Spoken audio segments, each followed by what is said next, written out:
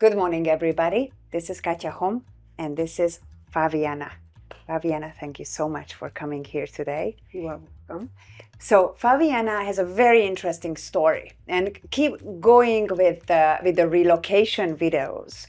She moved to Puerto Vallarta in 2016 November for the very same reasons I think a lot of people are willing or considering moving down to Mexico or any other countries today. Yeah.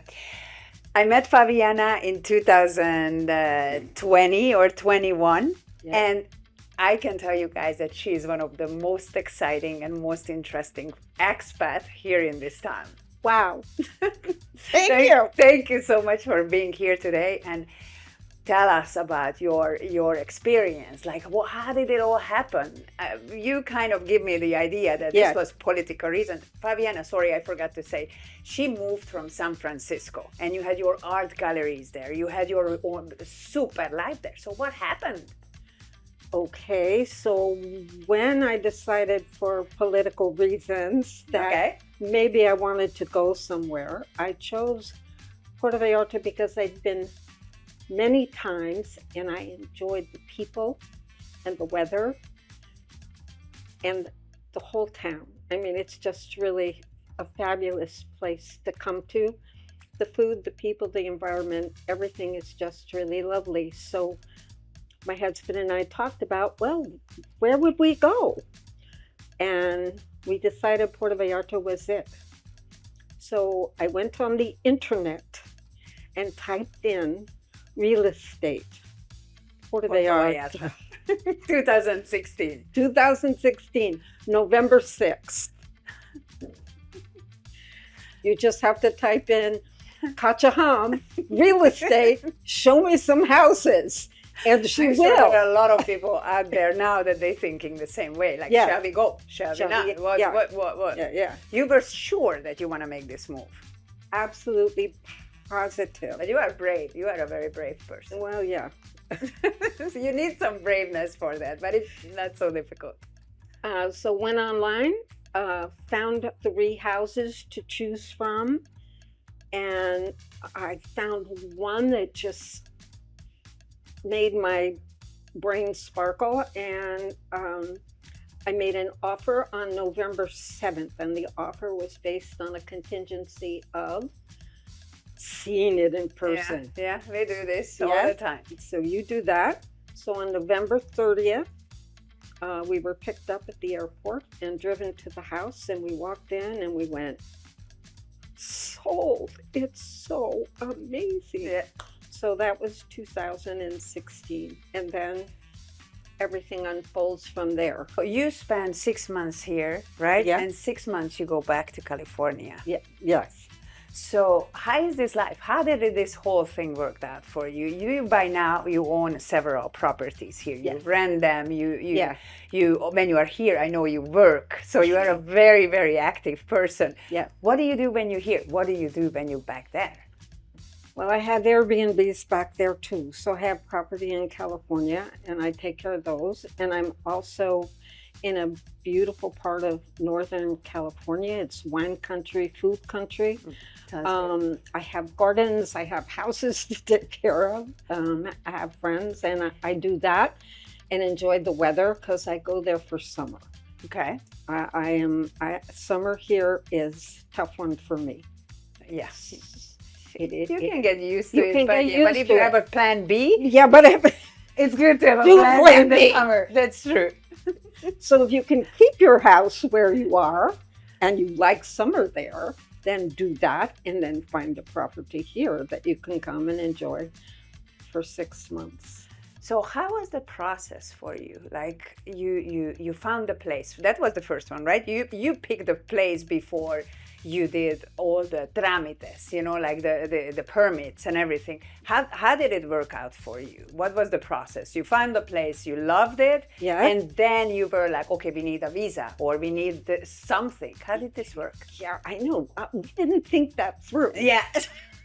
kind of have the feeling. It was a lot of emotions, right? A lot of emotions. It was like, okay, well, the realtor that we had guided us through what we needed to do, as you are very capable of doing.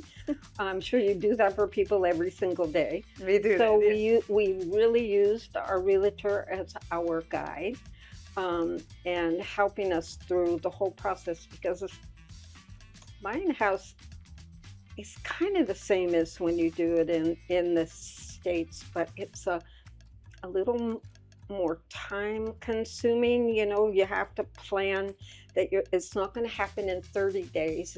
It doesn't matter if you're going to pay cash or you're going to finance or whatever you're going to do. It's going to take time. So what you have to do, and it's a good lesson for learning how to live in Mexico, because you have to learn to be patient. Nothing goes fast. That's a huge lesson. Okay, that is a huge. It's growing up in a big city. Are you kidding me? And being a hyper personality, yeah, it was a big challenge for me as well. Yeah. So it's just everything is laid back. So you just have to be patient, and you have to have your realtor be your guide and trust that person, and you can make it. And you had the process real fast. I imagine in 2016 there were not so many people standing in line at immigration than what happened after 2020. How long did it take to have all the paperwork done that you had your visa? I mean, your temporary or permanent residence. Well, I didn't know about permanent resident right off of the bat, and when I found out about it, I think it was in 2022. And that didn't take very long. You make an appointment with the Mexican consulate in your city or whatever's close by, and you have to have an appointment. You can't just walk in and expect something to happen. And then you have an appointment with them, and then they give you a visa, and then you have 30 days to execute that visa. So you have to be on the way to Mexico when you get your visa. And then when you get here, you have to execute that visa in 30 days. And I did that, and I got the residency. And I can't remember how difficult it was. It wasn't that difficult if you don't remember. I'm sure you will remember. If it was hard and they made it that was painful, yes, I would have remembered. So I think it was just an easy transition, and yeah. So when you are here, tell me one of your days. What do you do here? Oh. And you are here generally from November until April, May, right? Yeah. Well, the past 2 years, I had a job. I'm not doing that job. No. I decided I wanted to travel and not work. So when I'm here, basically, I'm taking care of my Airbnbs. I'm on the internet. I'm taking care of, whatever has to happen. I'm going shopping because it's fun to go out and see. And what I'm going to do this year is I'm going to go to some of my favorite places like Oaxaca and Chiapas and San Miguel. And it's so easy to just hop on an airplane, fly to Guadalajara, and then you can go wherever you want to go. Yeah, this is something, guys, that you really, maybe not talking about it often, because it's here in our bay, it's a lot to see. And also it's very colorful. I mean, you can go to Sayulita and you can go drive, to Guayabitos and to the south, and there's tons of things to do. But also, I mean, Mexico has a lot of jam to offer. Yeah. So I think you're doing the best thing. I mean, Oaxaca and Guadalajara and all these places are Mexico City, which I love. Yeah. And it's easy to do. It's a 55-minute flight to Guadalajara or Mexico City. It is very easy, guys. And then wherever else you want to go, it's 55 minutes and you're there, and inexpensive. Yeah, I think. Yeah, I mean, compared to the U.S. for sure. Yeah. So, I have so much in my mind, so many questions in my mind. First, if somebody is thinking of, okay, I'm gonna make this move, and I have some money that I wanna invest here, I wanna buy my place, or I wanna buy something that I'm like part-time renting it out. Mhm. What was your experience? Was it worth it? Is it a good business in Puerto Vallarta having Airbnbs and renting it out? Yeah, I know it's a sensitive question, and we could talk about this until tomorrow, but I just want to have your opinion, like all these years of owning various properties, and I know you rented them out. Yeah. Is it worth it? Is it a good investment? And I would say that generally the people that come are respectful and take care of your property. I haven't had any issues. I think I've been doing Airbnb since 2021 here, so that would be 3 years. Okay. Yeah, and yes, get a good property manager. You can do it yourself if you want, but a property manager is always a helpful tool. And take great pictures, make your interiors look exciting and interesting, I think. And yes, because lots of people want to come, and even more people are going to want to come. I think so. Very soon.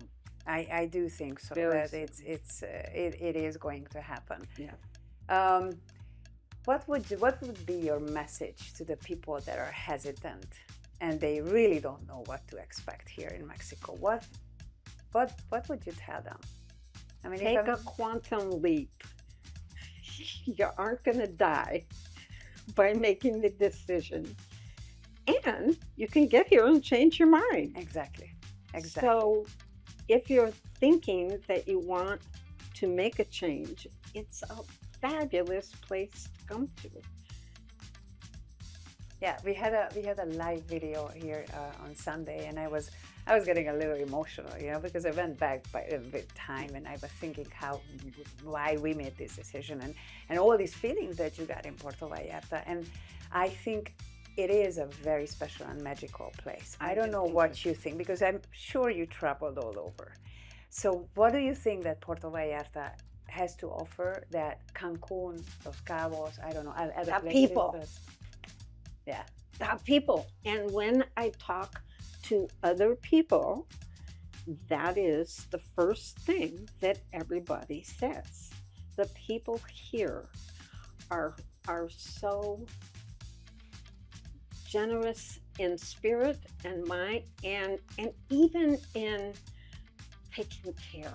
I mean, I've had a couple of instances where I slipped and fell on something outside. 6 people came to my side. Yeah. Offered me to sit at their house in case I didn't feel comfortable. We still have the heart. You still have a heart and a soul. Yeah. And they share it. Yeah, I think this is a huge difference, guys, with all the fancy developed countries that we are coming from. Yeah. That going back to the basics and loving the simple things and going to the simple things, and plus having all these advantages that we have. The beautiful beach, the best cocktails, the whatever. And mountains and hiking. Everything is everything you want to do. A perfect combination, no? Yeah.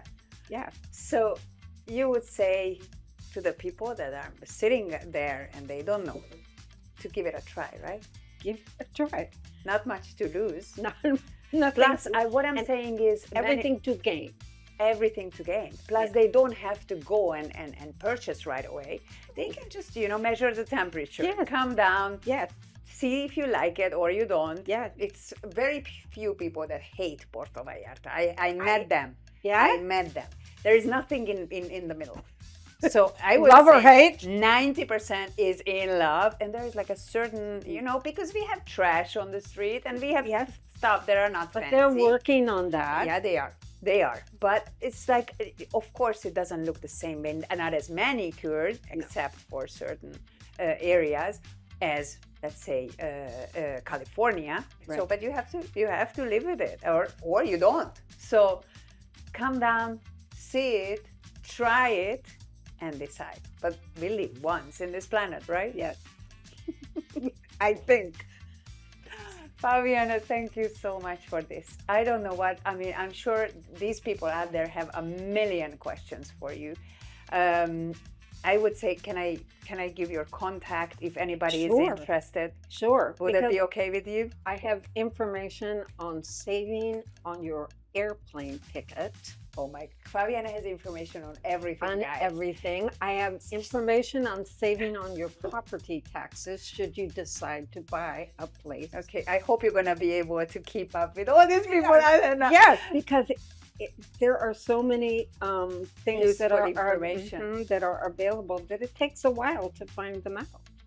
Okay, well, I can make it easy. the hard way. You know, we learned the hard way and now we know what to do. Yeah. So please feel free to reach out to us, to Faviana or to me. We're going to leave her email address down here.